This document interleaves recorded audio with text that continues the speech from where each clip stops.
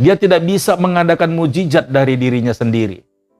Dia tidak bisa menolong orang lain dengan cara dia sendiri, tidak bisa.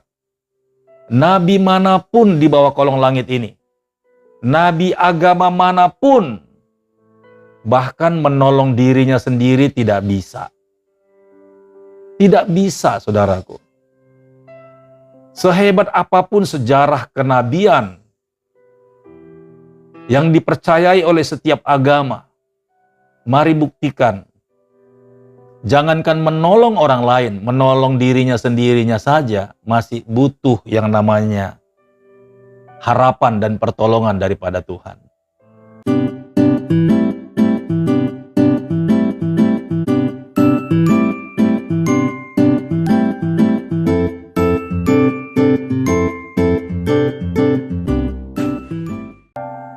Shalom saudara-saudaraku yang diberkati oleh Tuhan, salam damai sejahtera bagi kita semuanya. Kembali berjumpa dengan saya, Pastor Daud Timotius Tampu Bolon. Tentunya di channel God Ministry, channel kesayangan kita bersama. Kali ini Pastor Daud ingin memberikan ulasan kepada setiap anak-anak Tuhan, bahwa benarkah Yesus itu adalah Tuhan? Ya, buat kita orang-orang Kristen, anak-anak Tuhan, sudah pasti bahwa Yesus itu adalah Tuhan. Kita percaya bahwa Dia adalah anak Allah yang turun ke dunia untuk menebus dan menyelamatkan manusia dari segala dosa-dosa yang telah kita perbuat. Tetapi jangan heran kalau agama sebelah atau agama lain mengatakan bahwa Yesus itu adalah nabi, dan dia hanya seorang manusia yang dilahirkan oleh seorang perempuan yang bernama Maria, dan tidak ada bedanya dia dengan nabi-nabi lain. Jangan marah kepada mereka, karena apa yang mereka pikirkan dan mereka katakan itu benar adanya. Kenapa demikian? Jawabannya sederhana saja, saudara. Saya kasih ilustrasi atau contoh bahwa Putin, dia adalah seorang presiden bagi negara Uni Soviet. Itu benar. Kalau di Uni Soviet, Putin itu adalah seorang presiden. Dan dia dihormati sekali di sana. Tetapi kalau Putin itu di Indonesia, tentulah Putin itu adalah seorang biasa. Ya paling dia adalah seorang pejabat pemerintahan negara Uni Soviet. Karena presiden kita adalah Joko Widodo dan bukan Putin. Jadi di Indonesia, Putin hanya orang biasa, tidak lebih daripada sama seperti kita. Tetapi kalau di Uni Soviet, Putin itu adalah seorang presiden, dan kita tidak bisa melarang dan mengganggu-gugatnya. Nah, sama seperti Tuhan Yesus. Ketika kita hidup dalam iman dan percaya kepada apa yang tertulis di dalam Alkitab, di dalam firman Tuhan, dan kita percaya apa yang telah disampaikan oleh para nabi bahwa di kemudian hari nanti, tepatnya di abad pertama, akan lahir Sang Juru Selamat. Malaikat Gabriel memberikan nama itu kepada Maria, yaitu Yesus dan Immanuel. Nah, saudaraku yang diberkati oleh Tuhan, jangan pernah marah kepada agama lain. Jangan pernah tersinggung dengan apa yang mereka katakan. Karena mereka bukanlah agama Kristen dan mereka tidak ada di dalam kita. Biarkan apa yang mereka mau mengatakan Yesus itu seperti apa di dalam keyakinan mereka. Kita tidak bisa ganggu gugat karena mereka bukanlah di dalam keimanan Kristen. Tetapi kalau kita ada dalam iman kekristenan, maka sudah pasti Yesus itu adalah Tuhan. Yesus itu adalah anak Allah. Dan kalau kita mau melihat dan membuktikan siapa Yesus sebenarnya, tentulah kita sangat percaya bahwa Yesus itu bukan hanya sekedar nabi yang disebutkan oleh orang lain, atau juga orang-orang Farisi, atau orang-orang yang waktu ketika Yesus ada di dalam dunia, mereka juga menyebutkan bahwa engkau adalah nabi. Tetapi lebih daripada itu, saudara-saudaraku, dalam video ini saya akan mencoba untuk mengulasnya kepada kita semuanya. Bahwa Yesus itu lebih daripada sekedar nabi. Dan benar-benar dia adalah Tuhan dan Allah. Jadi jangan pernah ragu untuk meyakininya. Dan apabila ada orang lain yang menyampaikan kalimat-kalimat seperti yang saya sampaikan di awal, jangan pernah marah kepada mereka. Katakan saja amin. Karena mereka tidak ada di dalam kekristenan. Mereka itu jauh dan di luar daripada iman Kristen yang seperti kita yakini. Sekali lagi ingat, Putin di Uni Soviet adalah presiden. Di Indonesia, dia hanya manusia biasa sama seperti kita. Jadi jangan heran, kita pun melakukan hal yang sama seperti agama lain memperlakukan Yesus di dalam iman mereka. Tapi yang pasti, berikut ini saya akan jabarkan siapakah Yesus sebenarnya. Dia sungguh-sungguh anak Allah dan Tuhan, lebih daripada seorang nabi. Saya akan ajak kita untuk membaca kitab Yohanes pasal 5 dari ayat yang ke-5 sampai 9. Tetapi di sana, di ayat 5 berkata, di situ ada seorang yang sudah 38 tahun lamanya sakit, 38 tahun. Ayat 6, ketika Yesus melihat orang itu berbaring di situ dan karena ia tahu bahwa ia telah lama dalam keadaan, berkatalah ia kepadanya, maukah engkau sembuh? Coba saudara perhatikan. Kalau Yesus ini adalah manusia biasa, tentulah dia tidak bisa memberikan mujizat kepada orang yang sakit ini. Orang yang sudah 38 tahun lamanya sakit.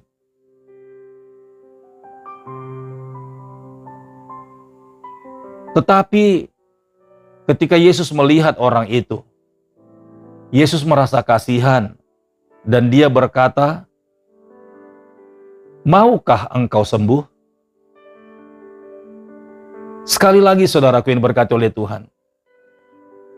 Kalau Yesus itu manusia biasa, tentulah dia tidak bisa, bahkan tidak punya kekuatan untuk menawarkan kesembuhan kepada orang yang sudah lama sakit ini.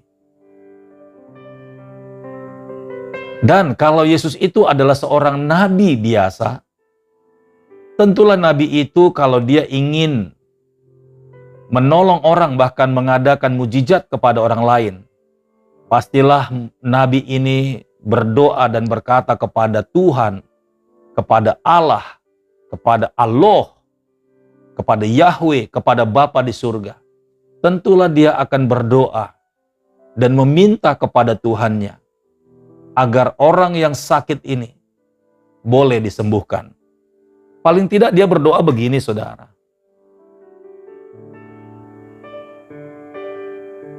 Tuhan Allahku yang kusembah, berikanlah pertolonganmu kepada orang ini, agar orang yang sakit ini saat ini juga sembuh. Dan aku percaya kepadamu, Engkau adalah Tuhan dan Allah yang Maha Kasih dan yang mau menyembuhkan setiap orang yang percaya kepadamu. Nah, saudara ini berkati oleh Tuhan, tentu doa seorang nabi seperti itu. Dia tidak bisa mengadakan mujizat dari dirinya sendiri. Dia tidak bisa menolong orang lain dengan cara dia sendiri, tidak bisa. Nabi manapun di bawah kolong langit ini, nabi agama manapun, bahkan menolong dirinya sendiri tidak bisa. Tidak bisa, saudaraku. Sehebat apapun sejarah kenabian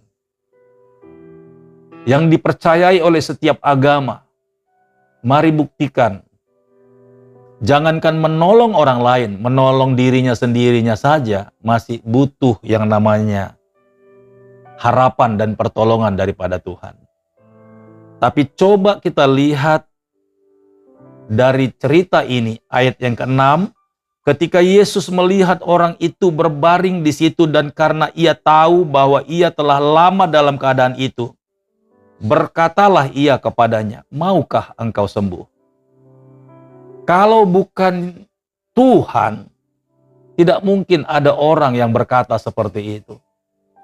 Yang menawarkan mukjizat langsung dari pribadinya tidaklah seorang nabi, tapi pastilah seorang Tuhan.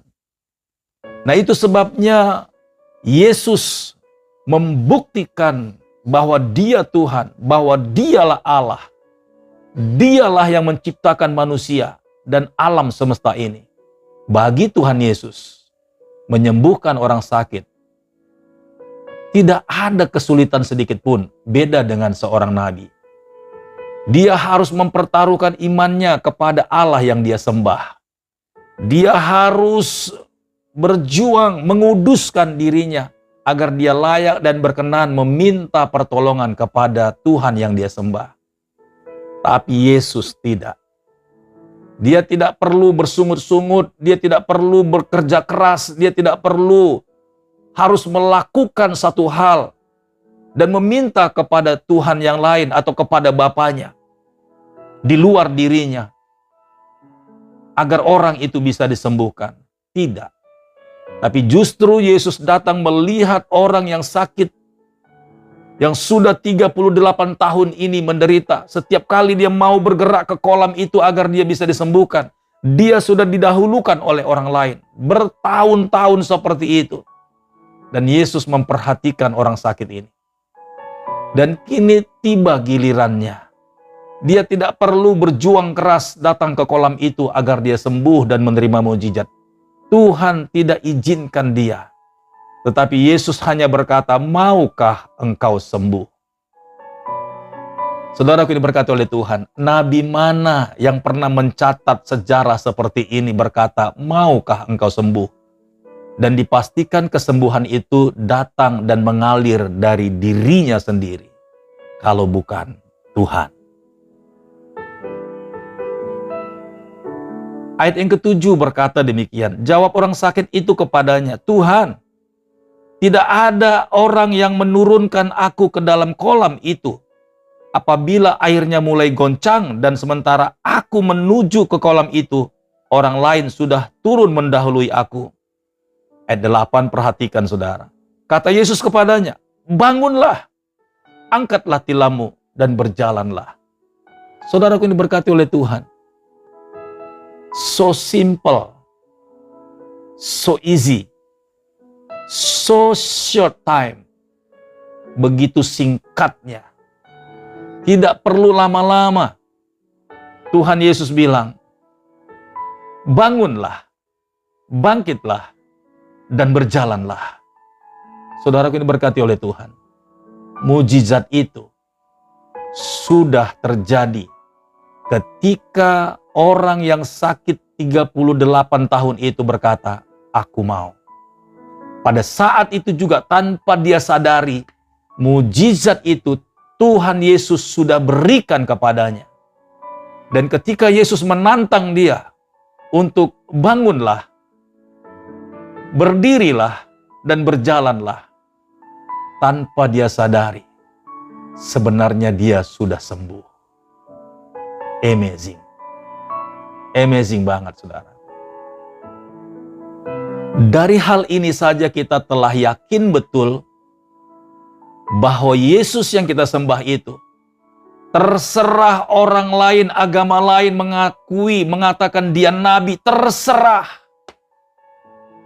Buat kita Yesus itu adalah Tuhan. Kalau saya boleh minta, kalau saya mau mereka membuktikan, selama ini mereka mengatakan Yesus itu nabi. Tapi coba cari tahu, nabi mana yang bisa lakukan keajaiban seperti ini? Pasti jawabannya tidak ada. Jadi saudaraku ini berkati oleh Tuhan, biarkan mereka mengatakan Yesus itu nabi dan manusia biasa. Karena mereka ada di luar pribadi, di luar kasih karunia Tuhan Yesus. Tapi berbahagialah orang-orang yang percaya kepada Yesus. dan mengakui Dia Juru Selamat dan Tuhan, Anak Allah yang hidup, yang Bapa berikan kepada kita agar kita hidup, kita diselamatkan. Agar kita orang-orang yang percaya kepadanya diselamatkan. Seberat apapun persoalanmu, saudaraku, sebesar apapun kesusahan yang saat ini mungkin sedang saudara alami, percayalah, Tuhan Yesus yang kita sembah itu, Dia hidup. Kalau Dia sudah berfirman, maka semuanya akan jadi. Haleluya. Sampai di sini video ulasan bahwa Yesus itu adalah Tuhan dan Juru Selamat.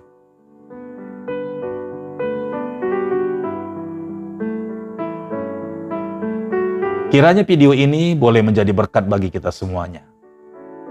Sampai jumpa di video berikutnya. Tuhan Yesus memberkati. Shalom.